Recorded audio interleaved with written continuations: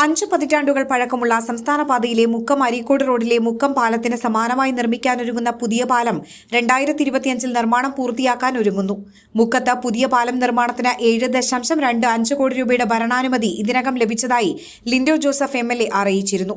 ഇരുവഴിഞ്ഞി പുഴയ്ക്ക് കുറുകെയുള്ള ഈ പുതിയ പാലം നിർമ്മിക്കുന്നതിന് 7.25 കോടി രൂപയാണ് കേരള പൊതുമരാമത്ത് വകുപ്പ് ഭരണാനുമതി നൽകിയിരിക്കുന്നത്. മുക്കം അരീക്കോട് റോഡിൽ നിലവിലുള്ള മുക്കം പാലം 50 വർഷത്തിലേറെ പഴക്കമുള്ളതിനാൽ അടിഭാഗം കമ്പികൾ ദ്രവിച്ചും കോൺക്രീറ്റ് അടർന്നും ജീർണാവസ്ഥയിലാണ്. രാവും പകലുമായി നൂറുകണക്കിന് ചെറുതും വലുതുമായി വാഹനങ്ങൾ ചീറിപ്പായുന്ന പാലമാണിത്. മാത്രമല്ല, മുക്കം നഗരപരിഷ്കരണം, സംസ്ഥാന പാത നവീകരണം എന്നിവ കഴിഞ്ഞതോടെ പാലത്തിന്റെ ഇരുവശങ്ങളിലുമുള്ള റോഡിന്റെ വീതി 15 മീറ്ററിലേറെ വർദ്ധിച്ചു. നിലവിൽ 6.7 മീറ്റർ വീതിയുള്ള പാലത്തിൽ ഇതുകൊണ്ട് തന്നെ ഗതാഗതക്കുരുക്ക് പലപ്പോഴും വർദ്ധിക്കാൻ കാരണമായി. ഇക്കാരണത്താൽ കാൽനട യാത്രക്കാർക്ക് പോലും പാലത്തിന്റെ വശങ്ങളിലൂടെ നടക്കണമെങ്കിൽ ജീവൻ പണയം വെക്കണം.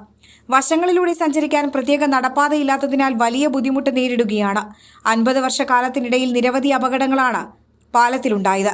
ഇത്തരമൊരു സാഹചര്യം നിലനിൽക്കുന്നതിനിടയിൽ 2022-23 സംസ്ഥാന ബജറ്റിൽ മുക്കത്ത് പുതിയ പാലം നിർമ്മിക്കുന്നതിന് 8 കോടി രൂപ വകയിരുത്തി.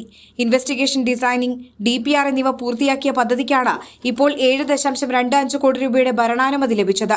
നിലവിലുള്ള പാലം പൊളിക്കാതെ തന്നെ പുതിയ പാലം ഒരു വശത്ത് നിർമ്മിക്കുകയാണ് ചെയ്യുന്നത്. പുതിയ പാലത്തിന് 3 സ്പാനുകളിലായി 78 മീറ്റർ നീളമുണ്ടാകും. 7.5 മീറ്റർ കാരേജ് വേ ആയും 1.5 മീറ്റർ നടപ്പാതയും ഉണ്ടാകും.